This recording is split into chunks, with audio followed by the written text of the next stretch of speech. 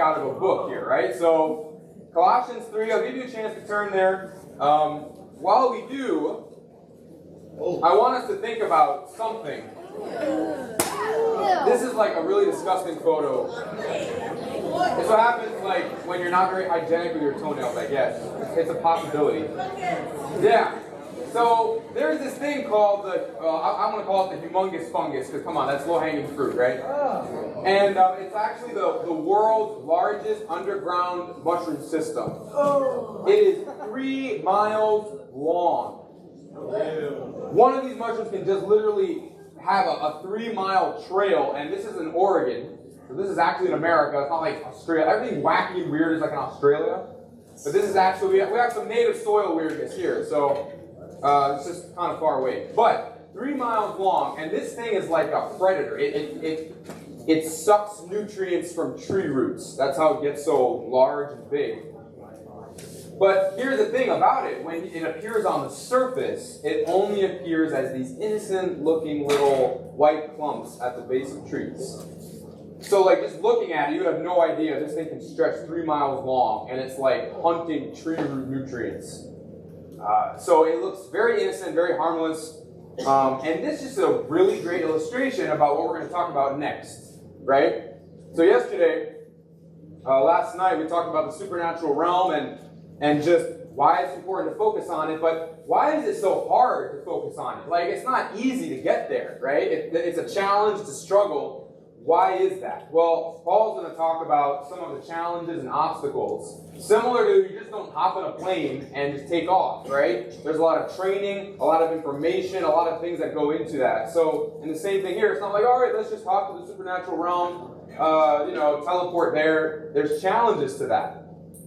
And we're going to kind of investigate what they are. So, with that being in mind, I want us to visualize this fungus, the innocent little looking fungus on the top, but it has this deep root system, unseen and invisible to the human eye, unless you dig for it. Think of sin that way. So, sin's a tricky word. It's similar to God. We say some words so often, they don't really mean anything anymore. So sin. After a while, we have to go back and start to talk about what is sin exactly. And usually in order to do that in fresh ways, we got to come at it from different angles. So think of sin like a tip of an iceberg kind of thing. You can see a behavior on the outside, but it has this long, huge root system that devours things beneath the surface. So what we don't want is to become desensitized to sin, where it's kind of like, oh, sin, what is that? Just stuff against God, I guess, or, wrong stuff. Let's come at it from a fresh angle. So think of it like a predatory fungus, okay? That's one way to think about it. And let's see what Paul talks about next here. Oh, there we go. Colossians 3:3. We're going to cover a couple of verses. There's a part 1 and part 2 to this, so we'll get to part 2 tonight. But Paul says, for you have died, and we covered that last night, right? You have died. We're going to get into that a little more. And your life now is hidden with Christ in God. Not really sure what that means. So let's start with the first part. We kind of flew over it really fast yesterday. But the idea that you were dead and then you were resurrected, why did you die? Like, why were you dead to begin with? What were you resurrected from? And what does that have to do with Jesus and all that? Well, I'll tell you something. This is what Christianity offers. It says, in order to come to the greatest source of life possible, in order to experience the greatest life and have the greatest afterlife, you need to die to your old life first. You need to come to die. You have to understand how bizarre that would be for a teacher to come and say, I offer you life, but you can't just come and get it. You have to lay something down first. That something gets in the way of what I'm offering to you. What is he talking about? Well, let's use 3 examples of things that need to die if you are coming to Jesus. So by the way, let me just give a quick heads up here. Some of you, I'm talking to some of you, and I'm going to be talking to you as though you are Christians. Because I'm sure there are some Christians here, right?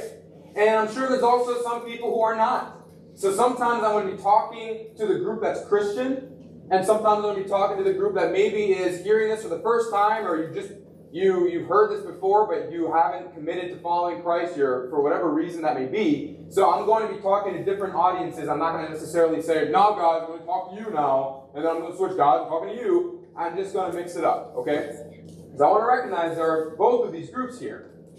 All right. Anyway, here is the first thing that needs to die: your own personal Trinity. Your own personal Trinity. What Trinity is that? Well, me, myself, and I. Right? We all have that Trinity functioning in us. Me. The urge, the desire, the impulse to make everything about me. We all have this problem. Human beings are incurably, at least apart from the cure of the gospel, very selfish, very prideful, very arrogant people. And so one of the first things that needs to die is the idea that you know best, that you call all the shots, and that you're in the best position to do that. Jesus is like, that's not true. I have that position. But if you don't believe that, then of course you're never going to come to Jesus. If you're like, I don't really need Jesus, if I can run my own life pretty well, I don't need someone else to run it for me. Jesus doesn't need to take the wheel for me. I'm a good driver. Maybe some backseat advice, but I keep the wheel. You know, I'm okay with that. Well, that part needs to die if you're going to come to Jesus. And one of the reasons we talked about that needs to die, right, is the whole busted compass thing. One of the big things, the center core of the me-ness is your heart. But what if your heart doesn't work right? What if it's faulty? Then you kind of have to go back to the drawing board and rethink some basic things about life, right? That's the idea. Jesus is asking you to rethink maybe some things that you've always taken for granted as, oh, of course it's true. Of course I follow my heart. Like, what else am I supposed to do? There's another way, a better way. Right. This one, your idea of rights. Or maybe your idea of identity. Basically, I'm entitled to stuff. I'm owed stuff. Some people, they want to hop into a relationship with God, and it's not really because they know who He is. It's more like, it sounds to me like this God is like a genie that sort of just gives me a cool, He kind of guarantees me a cool life. If I follow and pray and stuff, I'll be blessed, and I kind of have an idea what that blessing looks like, and it looks like popularity. It looks like, you know, I have a pretty good amount of money. It looks like I get attention. It depends. And so you're not really in the relationship because God is this amazing person that you want to be in a relationship with. It's you just want to use Him or the idea of Him to help you get what you want. Very manipulative. That's not a relationship. Just apply that to I'm not trying to compare a boyfriend-girlfriend relationship or husband and wife, but just picture a marriage relationship or a dating relationship like that. Where you're just in the relationship to use the person. You don't really care about the person, just the things that they can do for you. We all know what that is. That's a toxic relationship, right? So, same thing with God. If you're hopping into it, it's like, God's cool as long as He gives me the life I think I deserve, or as long as He gives me my version of happiness, God's great. But then, as soon as God starts to challenge me and say, actually, this is the better way, and I disagree, then it's like, God, you know, we had a nice beginning, but I think I need to move on. And so God sort of gets tossed to the side because He's not really convenient anymore. That idea needs to die. You come to Jesus on His terms. He sets the terms. Now, it's a good thing that when Jesus sets the terms, that may sound like, oh, great, so I'm putting myself at the mercy of who exactly? That's a good question. It's always vulnerable to surrender yourself to somebody else, right? You would only feel comfortable doing that if you have every reason to believe that they are worthy of that kind of trust. Otherwise, we know what it's like, right? To give ourselves away to people who will just give us damage in return, right? That's the thing about Jesus. He's not like these other people. He's not someone who will abuse that trust. But He does ask for it, and He does give you reasons why He absolutely deserves it, right? So that idea needs to die. Also, identity. Who am I? How do I define myself? I am this. I am that. Jesus is like, I'll give the labels for you. I'll tell you who you are and who you're not. Especially today, have you guys noticed so much of how we interact with each other, or even how culture interacts with each other is, oh, I'm bipolar, or I'm ADHD, or I'm OCD. We're more like walking labels now, more than people. You know, it's like as soon as we have a quirk or some kind of difference, it's like, oh, you're this, oh, you're that. And we're like, it's this weird categorization system. And then people start saying, like, instead of, hi, my name is so-and-so, and me is, discovering me as a process, it's like, hi, I'm so-and-so, I'm bipolar. As if that's like all of you in like 2 sentences. Or I am so-and-so, and I've been a victim of this bad thing in my life, and that's all I am, Jesus offers a hugely different way of identifying who you are. And it's not based on like fantasy stuff like God says you're the greatest person on the planet and you're just worthy of all the love in the world. God doesn't say fluffy crap like that. Okay? He will tell you honest stuff. But he also will give you amazing new identities that are far more mind-blowing than just like making you feel good, like just boosting some self-esteem, and then I get a little high because, I feel good about myself. He gives you a deeper identity, something that can last when all of a sudden a hurricane hits your life, figurative, maybe literal. But trouble hits your life, right?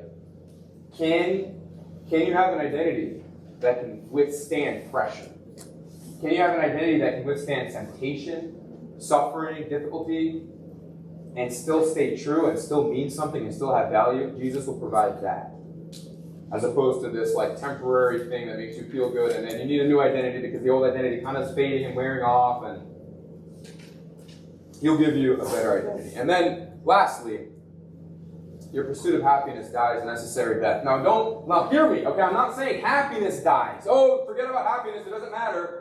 It's that God knows, He made us, right? He designed us, so He knows exactly what happiness we actually need and how it works. So it's not like, it's all about holiness, not happiness. False dichotomy. We don't need to split those two apart.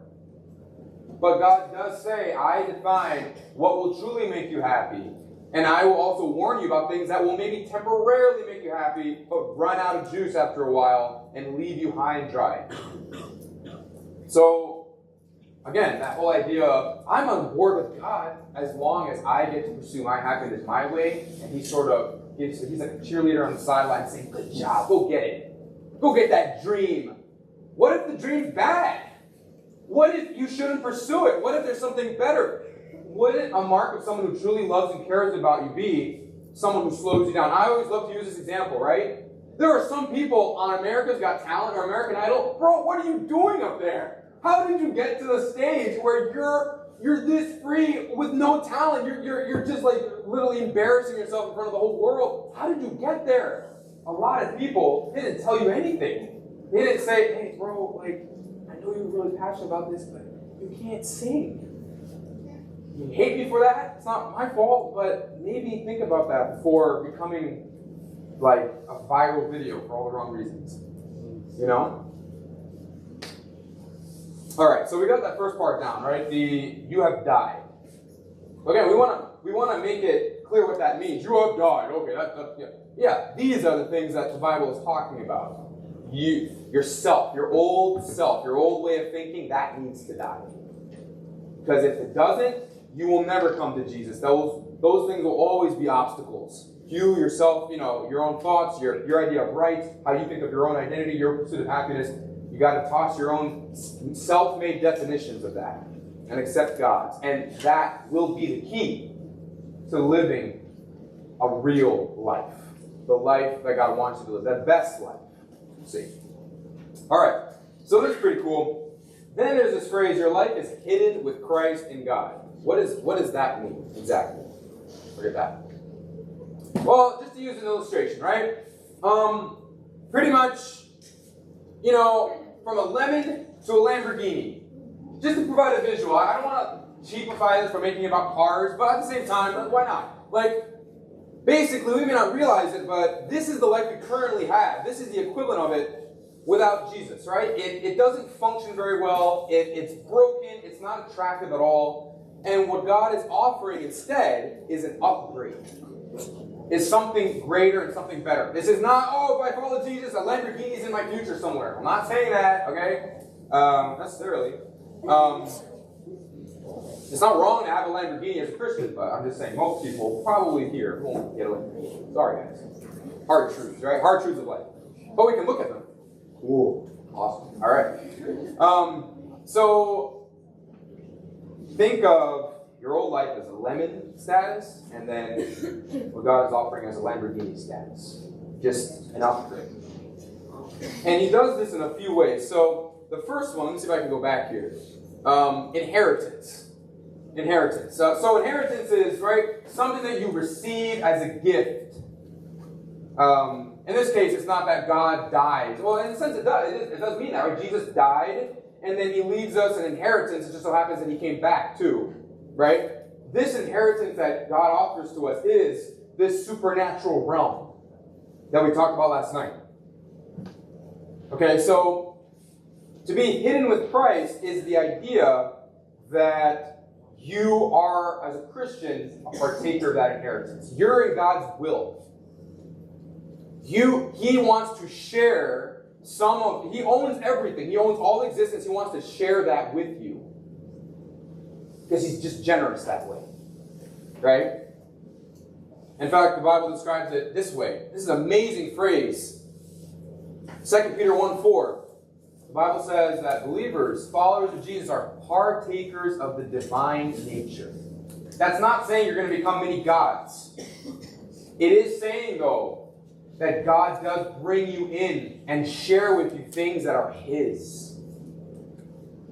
And these things are way better than the things that we get for ourselves. So that's the first part of this hidden with Christ thing. Okay? Also, incognito. Identity. Our identity. It's interesting, right? Because as followers of Jesus, we are a remarkable group. We're separated, we're set apart as followers of Jesus. But most people on the planet don't really care about that, right? In fact, a lot of people don't like it. And it almost seems like sort of disconnected. Like this is happening with us, but like what's happening with the rest of the world and the rest of the planet? The Bible says something else really interesting. It says, Romans 8:19, the creation, the universe, the cosmos, it waits with eager longing for the revealing of the sons of God. So what that means is, let's not get lost in the weeds here. What this means is, if you accept Jesus now, right? If you are become a follower of Christ, this inheritance that you have, it waits until after you die, right? Like a typical inheritance. Then you receive the full benefits of it. Until then, we're living as though it's coming. It's a real thing, right? We don't get all of it right now. So that confuses the world a lot, because a lot of it's like, well, if you follow Jesus, then you should see some instantaneous thing right here and now, and usually it's like some huge global change or something like that. And the thing is, the Bible does promise that. When Adam fell into sin, right, when he completely nuked the human race because of his terrible decision, we have to remember that it's not just, Adam and Eve and some people that got affected. Adam's role was connected to taking care of the planet, and also, by extension, God was going to expand that role so that humans were actually keepers of the universe. Help God run the universe. So if Adam had listened to God, that blessing would have meant Adam would have been able to do that, and all, Adam and Eve and their kids, and that was, the population of humanity would have grown and grown until we have a whole planet full of people who co-rule the universe with God. That's how he always wanted it. But Adam blew it. So instead of the whole universe being elevated by a good decision, the whole universe fell because of a bad decision. So now we look at a world that is broken and cursed and doesn't function right, and there's war, and there's famine, and there's earthquakes, and there's hurricanes, and people die, and there's cancer, all of that. Because the fate of humanity is tied to the fate of the universe. They go together. So what Paul is saying here is that there's coming a day when followers of Jesus will receive the inheritance. And part of that inheritance is a new universe. One that's not broken. One that's not shattered and cursed and mutated. But one that's perfect. I'm going to talk more about that a little later, because, I said this planet and this universe. So, in other words, our idea of heaven, of some realm up there, some cloud realm up there somewhere, that's actually not the Bible's idea of heaven. The Bible's idea of heaven is this planet. A new planet and a new universe, and God actually coming down to this world. So, we don't give up on earth. It's not like, oh, earth is just a little temporary hotel we stay at, and then God's going to bomb it, and then we'll just have a new residence somewhere up there. No, there's somewhere up there. It's coming down here. We'll talk more about that later. At this rate, I highly doubt we're going to finish everything. So I'm going to try my best to move this smoothly along. This inheritance. Can it be lost? Can it be tampered with? Can someone steal it? Isn't Satan out there somewhere? Aren't there all these demons running around? Can I lose it? Maybe? I'm kind of a terrible person sometimes. Is like the inheritance sort of on and off depending on my behavior? How does that work? And here's this beautiful promise from 1 Peter 1:4. This inheritance, this beautiful future. Look at those big those words there. An inheritance that is imperishable. In other words, it can't die. It's undefiled. That means it can't be corrupted or tainted or like rust, the equivalent of like the heavenly rust. Like it can't fade away and become useless and sort of unusable. And unfading. It keeps its brightness. It keeps its value and quality. Where is it? It's kept in heaven for you. Heaven is the biggest equivalent to like God's vault that there is. God protects something there. No one and nothing can interfere with it. So when Paul is saying, you die, and your new life, this new life that God has for you, it's protected. It's not only protected, but it's connected to this amazing inheritance that will one day be revealed. We have a couple of the main ingredients of Christianity right there. All right, so hidden with Christ. Paul squeezes a lot into that little phrase. Now, I'm going to use a couple of examples here. I'm going to want to paint a picture. When Christ, who is your life, appears, in other words, when this future thing happens, this is connected to Jesus coming back, right? Well, when he appears, then you also will appear with him in glory. Now, instead of just explaining that in a long, boring way, I'm going to use a story here, okay? So, this is from C.S. Lewis, great writer. He said, talked about this woman, fictional woman, right? She's thrown into a dungeon. She had a son in this dungeon. And this son, this child, he never saw the outside world. He didn't know what the outside world looked like because he was just raised in this dungeon all his life. So what his mom did was she would paint, she would sketch, and write out for him things like fields and rivers and mountains and cities, and give him an idea of what the outside world is like. And she's sketching it with like a pencil. So all her sketches have pencil lines, of course. And she's trying to explain, son, what I'm drawing here on this paper is a pale, lame imitation of the real world out there. It can't compare. I'm giving you a little idea, but it's so much better out there. And you know what the son says? He's like, wait a minute. Like, I guess there was a point where he starts to ask, what about the pencil marks? Are they out there? And she's like, no. You see his question? It shows that we have a hard time visualizing a world we can't see. God does give us little glimpses, little clues, little hints, right? But sometimes we kind of ask, like, are there pencil marks? And it's that idea that when we talk about this realm out there that's so much greater and so much better, think of it like this little boy raised in a dungeon. He doesn't know what the outside world looks like. He only relies on his mother's pictures. And she tells him, the pictures help you, but the real thing is so much better. And no, son, no pencil marks. They are going to vanish. You go out to that landscape, the pencil lines are going to evaporate. And you're going to see why they're not necessary anymore. So when we read verses like this, when Christ appears, and we'll appear with him in some glory, cool. Think of a visual more like the pencil lines being lifted off the paper, and you're like, wow. So this is what real life is. This is what existence is supposed to be. This is how it was always meant to be. Think of it like that. And then another writer, John, he talks about the same thing. He's like, we're God's children now, right? We haven't got the inheritance yet, but we're still, if you're a Christian, you belong to God now. But what we will be has not yet appeared. Our future destiny is not fully realized yet, right? We're like in this halfway position. But we know that when He, Jesus, appears, we shall be like Him, because we shall see Him as He is. In other words, it all comes back to Jesus coming back. It all comes down to that. When He comes back, the world gets restored the way it should be. All right, so I'm not going to be able to get through everything, but I do want to squeeze in this next illustration. And we'll probably close up with this and play catch-up later. But so now Paul wants to move on to, he's talking about all these amazing things, but now he wants to move on to, so what gets in the way of this beautiful vision, this future? What makes it hard to live that life, okay?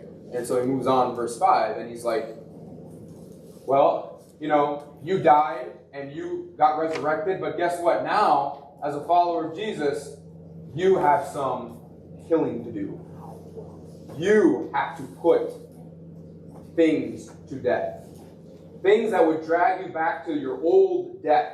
You've got to put those things to death now, and he describes what they are. These are the things that make it so that when you look up, picture like those times when you look up and the stars aren't visible, not because they're not there, but because it's cloudy, or, there's fog and pollution or whatever.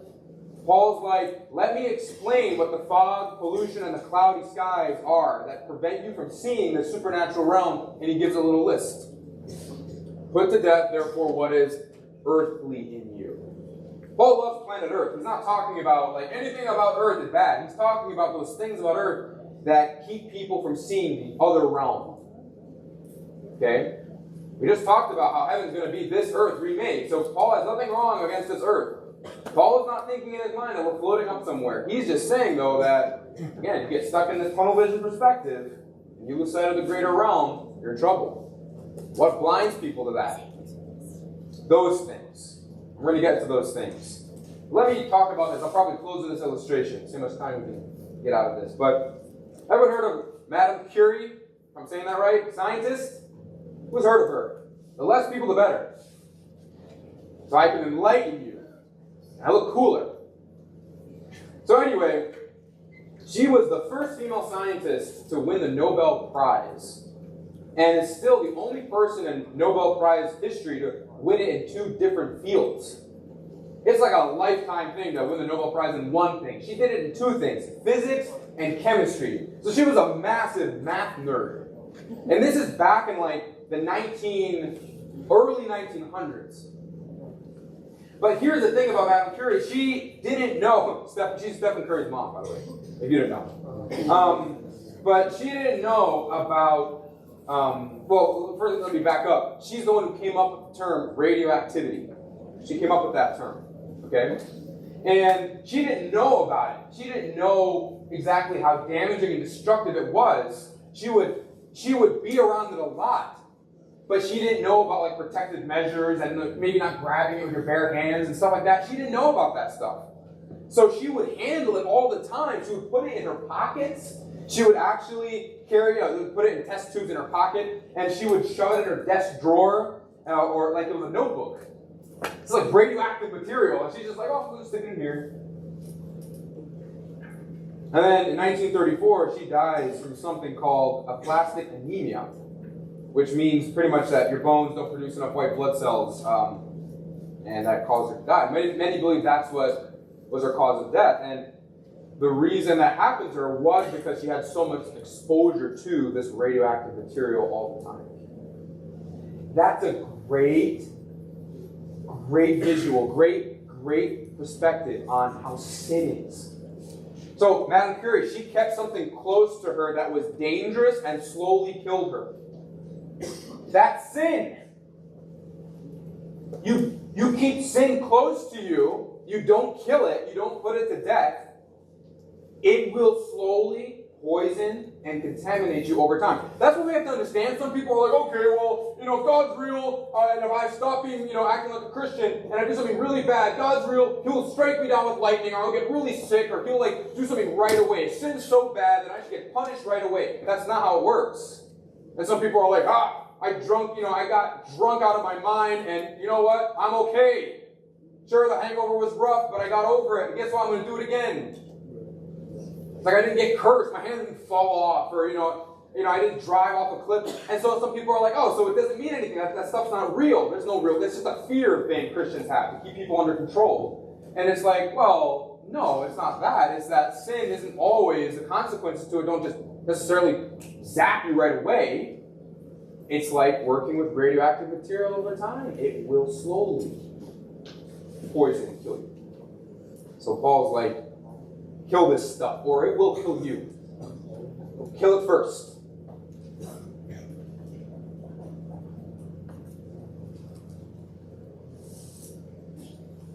Someone want to give me like how much time I have? Estimate. Just hold up a hand. Maybe one of the staffers. Just I don't want to get carried away here. I got 10 minutes left. We got 15? No.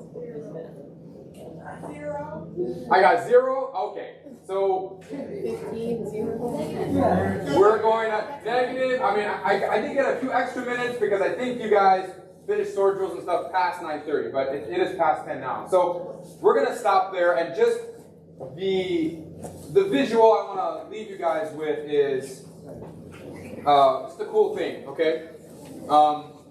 The word for put to death is the word we get necromancy from. So in other words, I think that's really cool. So we're going to get into these sins. Because Paul lists a specific amount of sins. What are they? How do we put them to death? And we're going to bring up one in particular that really a lot of people struggle with. And we're going to have to address it. We're going to call it the elephant in the room and a bunch of other names too. So we'll stop there, all right? So I'm going to pray, and then I've been commanded that I guess you guys all meet at the flag under, meet with your staffers and by the flag. Does that all ring a bell? All right, cool. So let me pray, and we'll be done. Thank you guys. Appreciate your time. Dear Lord,